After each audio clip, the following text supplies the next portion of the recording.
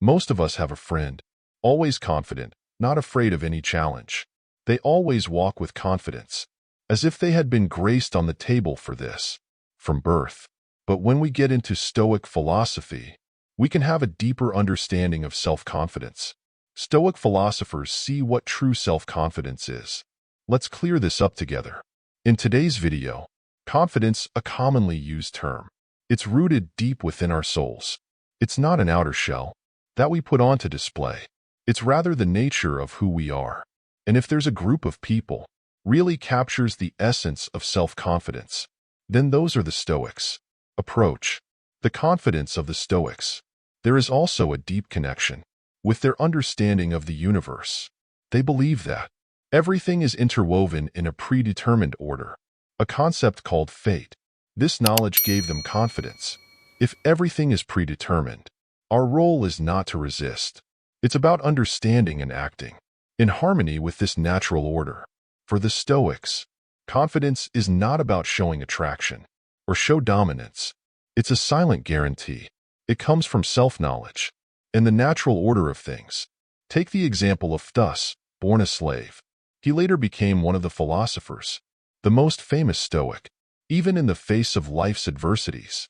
But he kept his faith strong into your own ability to reason. Phthus does not allow external circumstances deciding on your inner state. Instead, you get confidence from within, from the understanding that it's our reaction. It's what defines us as human beings, not the circumstances.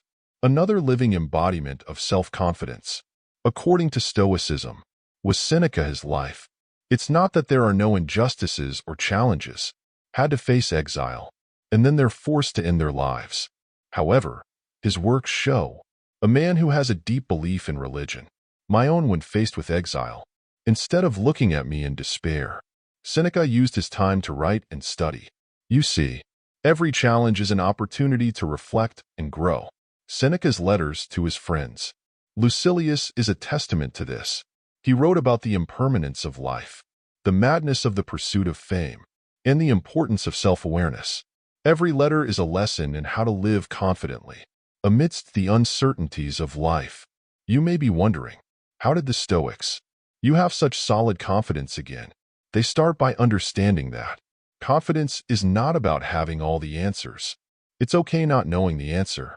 It's the understanding that life, with all the unpredictable things, it's out of our control. However, what's still in our control? It's my own reaction to it. On the journey to self-confidence, the Stoics.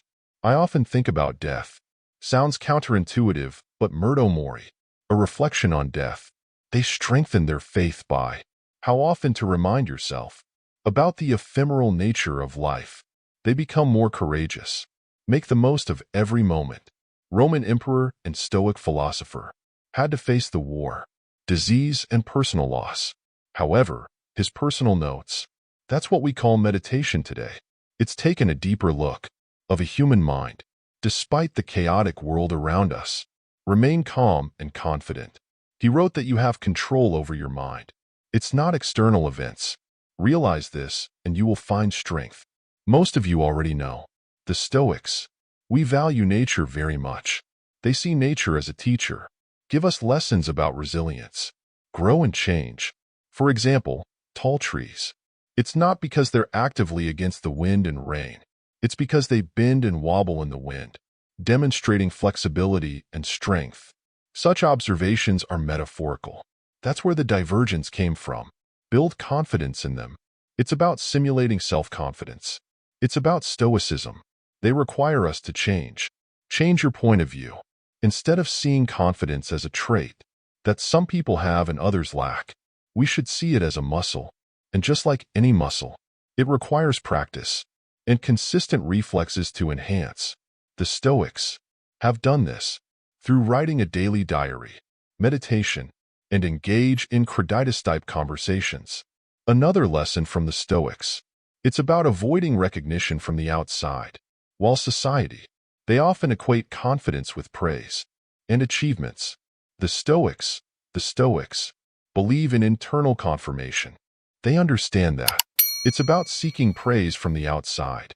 are endless and often lead to dissatisfaction. For the Stoics, confidence comes from living well, according to their own nature. The Sias principle, another pillar of Stoicism. It's a classic case. As a was the head of the Stoics in Athens. He emphasized logic and morality. Call on students to derive confidence from knowledge and virtue, then from public opinion. When doing so, he laid the groundwork for a faith that's both genuine and genuine, long-lasting. Care Younger, another prominent Stoic, often wear inappropriate tunics in Rome, where fashion reflects status. When asked about his clothes, he remarked that he wants to challenge social norms and examine your own sense of shame. Through such deliberate actions, he seeks to strengthen his confidence by staying true to your beliefs, regardless of external assessments. You see, the confidence of the Stoic. It also means accepting the hurt, admit and accept weaknesses, and the imperfection of a person. It's a testament to real confidence. It's the recognition that, even though we may not be perfect, but we are sincere, and be consistent with your goals. Another essential aspect. It's the Stoics' attitude to the 7 failures. They don't see 7 failures as a reflection of their values. It's an opportunity to grow. They believe that these 7 failures and challenges, it's a natural part of human existence, and bring valuable lessons. For example, when Reno, the founder of Stoicism, shipwrecked and lost everything, you're not desperate. Instead, he sees it as a new beginning with the famous saying, "My luck took my fortune, but she gave me Reno." This led him to discover philosophy. From there came Stoicism, confidence in the people of the other world. It is also related to endurance. They often compare endurance, physically and mentally. It's like athletes who train their bodies to cope with the physical challenges. The Stoics train their minds to resist the challenges. About emotions and psychology, they practice mental exercises.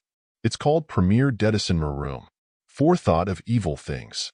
This has to do with thinking about the negative events that can happen. It's not to be pessimistic, but to prepare the mind to endure the shocks of life. The Stoics believe that, by anticipating the 7 possible failures, they can face any adversity with calmness and confidence. The works of Stoicism often emphasize the impermanence of life, the idea that everything is in a state of change.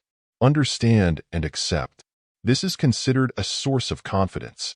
Why? Because when one absorbs the transitory nature of things, even my own life, he can focus on the present, into actions consistent with virtue, and deal with the challenges in life with calm. So how confident are you? Imagine for a moment, you're sitting with Stoic philosophers in the agora. They like to ask reflective questions. Below are 3 questions that the Stoics you can ask yourself to assess their confidence. I've realized my self-worth from within, or external self-validation. I can comfortably deal with uncertainty. When you know you can't control everything, but can you control your reaction? I see challenges as obstacles, or the opportunity to grow. These are questions for you and me to ponder.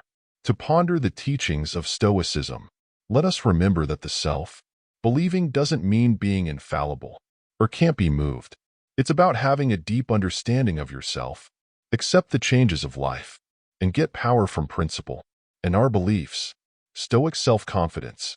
It teaches us to be resilient, take on challenges, and always look for growth. It's about realizing that it's our value. It's not determined by external circumstances, but by our inner beliefs and actions. Let's build confidence, not just on the outside. It comes from the core of who we are. Remember, in the words of Seneca, difficulty strengthening the spirit, as well as labor to keep the body healthy. Accept the challenge, accept the imperfection, and find confidence on a journey of self-discovery and development. Because after all, the real confidence, it's like the confidence of people. In other words, discipline is not about straightening your chest before the applause. It's about not being moved in the storms of life. You know, the beauty of Stoic philosophy is that it always sparks conversations. Thought-provoking. I'm curious to know what you've learned from our lessons. Leave it today in the comments below. and share what impressed you the most. If you find this enlightening, feel free to spread that by liking and share it with your friends. Thank you for following us.